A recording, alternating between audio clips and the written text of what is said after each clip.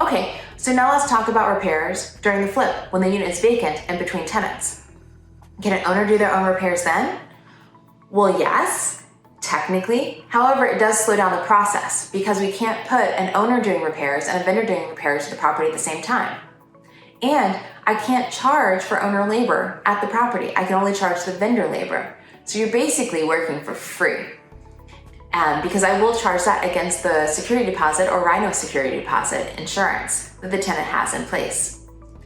So there's not really a great benefit there. It elongates the flip time and it causes you to come out and work. So maybe you'll save a few pennies if you don't count your labor costs, but once you count labor costs and inconvenience, it's much faster and much more convenient and we can handle the flip from the start to the finish by ourselves. And that way too, you can just relax and enjoy your life and do whatever you'd like to do. All right, this is Courtney Rosen, MHN Property Management here in San Antonio, Texas, taking care of all of your maintenance needs.